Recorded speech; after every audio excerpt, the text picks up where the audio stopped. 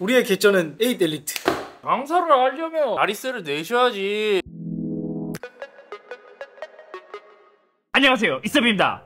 와, 이번에 앞으로 1년간 스마트폰에 많이 쓸 미친 프로세서가 공개되었습니다. 그것은 바로 퀄컴의 스냅드래곤 8 엘리트. 이것도 전자기기를 정말 좋아하시는 분들은 아실 텐데, 원래 퀄컴에서 새로운 프로세서가 이맘때쯤 애플 키노트나 삼성 언팩처럼 퀄컴 서밋을 진행하면서 새로운 프로세서를 공개합니다. 이렇게 공개된 프로세서는 빠르면 연말 혹은 연초에 갤럭시 S 시리즈 같은 그러한 스마트폰에 탑재가 되는데, 사실 저도 이번에 크게 기대하고 있지 않다가 이번에 발표된 걸 보니까 와, 이거는 애플의 A칩을 견제할 정도로 앞으로 출시될 스마트폰이 더 기대가 되어서 이 프로세서가 어떠한지 저도 공부할 겸 간단히 한번 내용을 이야기해보려고 합니다. 먼저 제가 이제 처음에 요 발표를 보고 헷갈렸던 게 뭐냐면, 이번에 네이밍이 새롭게 바뀌었습니다. 기존에 퀄컴이 스마트폰에 들어가는 플래그십 프로세서는 이제 많은 분들이 알고 있다시피 스냅드래곤 8 젠1, 젠2, 젠3까지 올해 출시돼서 많은 스마트폰들이 나왔단 말이에요. 그래서 새로운 프로세서도 8 젠4가 나올 것이라고 예상했지만, 근데 이번에 발표된 이름은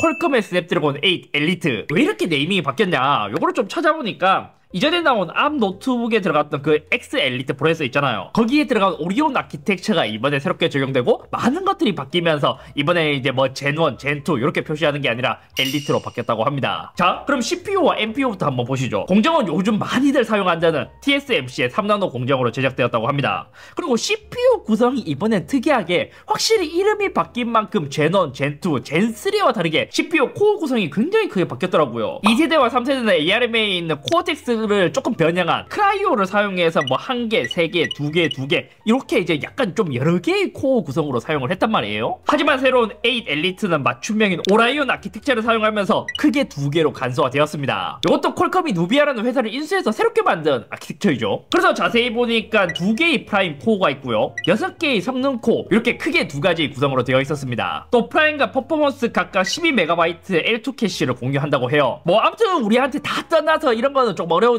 우리에게 현실적으로 다가올 만한 성능 향상이 얼마나 이루어졌을까. 퀄컴에서 밝히기론 최대 45%의 성능 향상이 있다고 합니다. 이 45%면 이 진짜 상당히 큰 수치예요. 왜냐면 모바일도 그렇고 PC도 그렇고 프로세서들이 매년 새로운 게 나오는데 거기서도 많아봐야 한 10%에서 20% 정도 개선이 되거든요. 근데 45%면 진짜 상당히 많이 개선된 수치예요. 그리고 AI 시대가 되면서 NPU도 많은 관심을 받고 있잖아요. 요 새로운 칩은 헥사곤 NPU, 요 AI 칩은 45%의 성능 향상이 있고 와트당 성능이 45% 개선되었다고 합니다. 자, 그럼 이제 CPU에 대해서 이야기했고, 우리가 많이 기대하는 또 그래픽, GPU의 성능은 어떨까?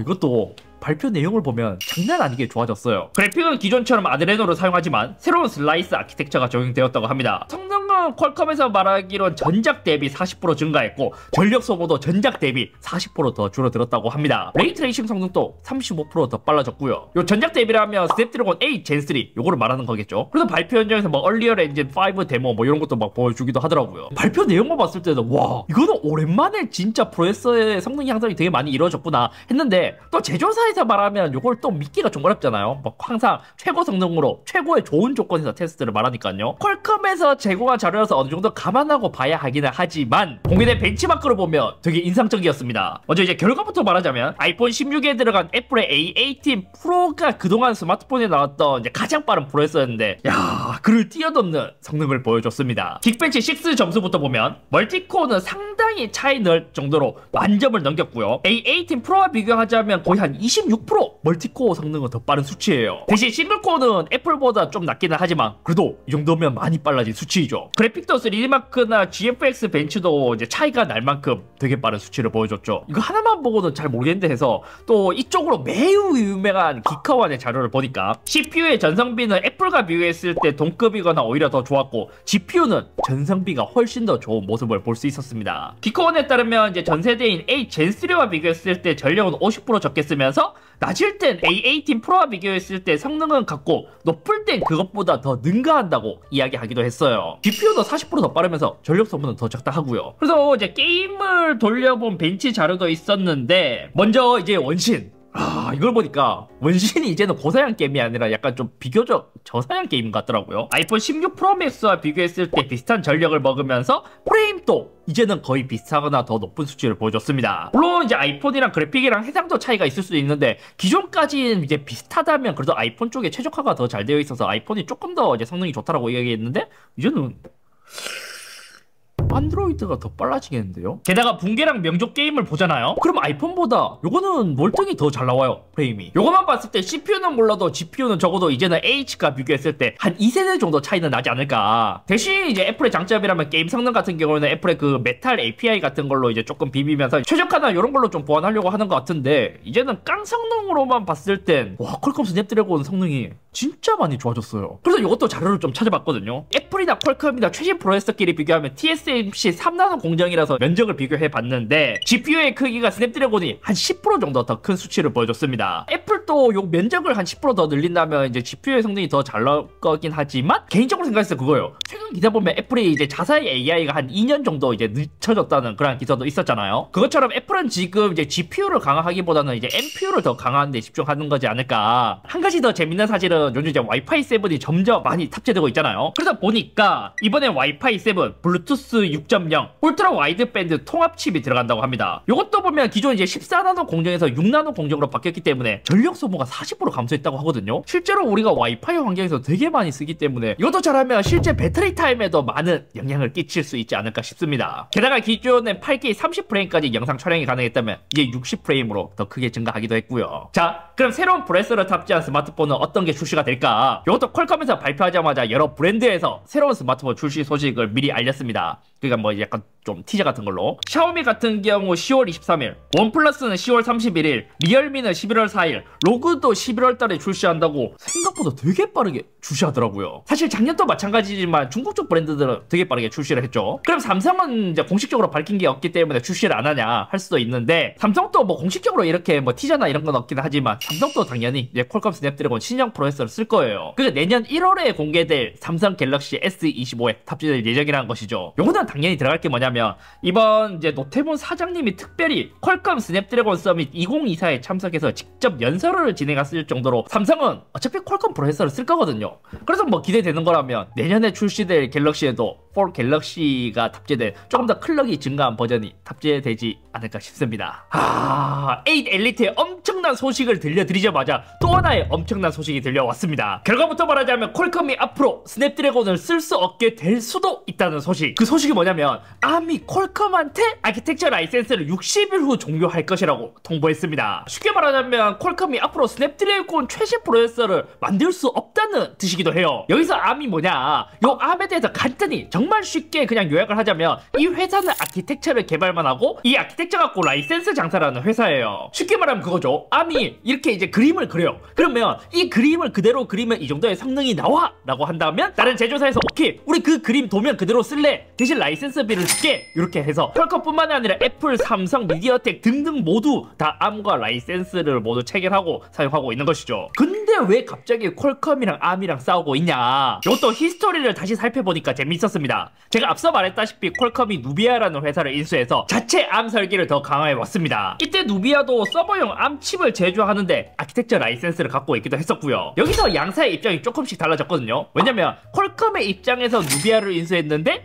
그때 지적 재산권에 대한 권리까지 모두 매수했다고 믿었는데 ARM은 그걸 동의하지 않은 거예요. 요약하자면 그거죠. ARM이 누비아에서 개발하라고 라이센스를 체결해줬지 퀄컴 너네가 써 라고 하는 게 아니다 보니까 요 ARM에서도 퀄컴에 다시 재협상해야 된다고 이야기를 했지만 퀄컴은 거부했다고 합니다. 심지어 이 문제는 갑자기 나타난 게 아니에요. 찾아보니 2022년 3월 31일부터 진행되어 왔고 ARM도 공식 뉴스룸에 입장을 발표했더라고요. 내용은 퀄컴이 ARM에 동의 없이 누비아 라이센스를 양도하려고 시도했기 때문에 누비아의 라이센스는 2022년 3월에 종료되었습니다 라고 이야기했고, ARM은 해결책을 찾기 위해 노력을 했는데 이제 반면 이제 퀄컴은 종료된 라이센스를 계속 개발하면서 이 라이센스 계약을 위반했다 이렇게 이야기를 하는 거죠. 공식 뉴스룸 보면 약간 ARM이 많이 화나 있는 것 같긴 해요. 반대로 퀄컴은 따로 뉴스룸에 요것에 관한 정보는 없기 때문에 여러가지 이제 기사를 좀 찾아봤거든요. 원래 ARM으로부터 누비아가 취득한 아키텍처 라이센스이고 누비아가 데이터 센터 시스템을 사용하려고 했었다 해요.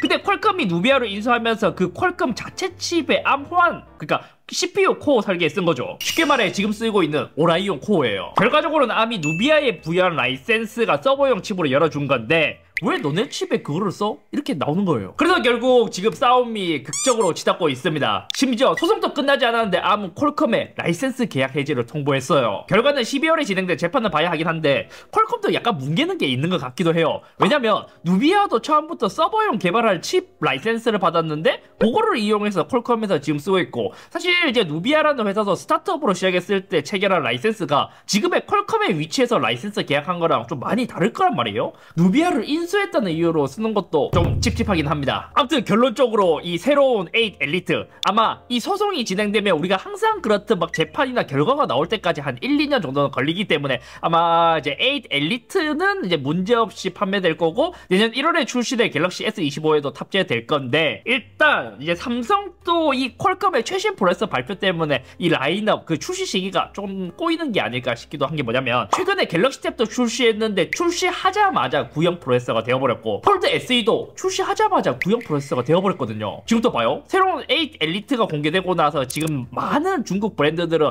거의 뭐 10월 말이나 11월 초에 모두 다 출시하거든요. 근데 삼성은 제일 빠른 게 내년 1월 중순이나 말, 심지어 내년 새로운 이제 폴드 7이 나올 때 이제 거의 퀄컴의 새로운 프로세서 공개가 또 앞두고 있다 보니까 조금 삼성의 시기가 많이 아쉽긴 합니다. 아무튼 오늘 여기까지면 다시 돌아가서 12월에 이뤄질 재판이 궁금해집니다. 만약 암이 승리하게 된다면 오라이온 코어를 개발해놨는데 그거를 못 쓸 수도 있고 뭐 여러가지 상황이 발생할 것 같은데, 암의 입장에서는 퀄컴도 큰 고객일 텐데 또 이럴 수도 있고, 이거는 진짜 어떻게 진행될까요? 오늘 폴드 SE 출시일인데 갑자기 취소되었다는 소식이 있네요.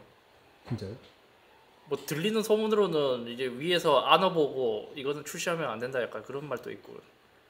근데 갑자기 사라졌어. 25일에 출시한다 해놓고서 지금 출시를 안 해.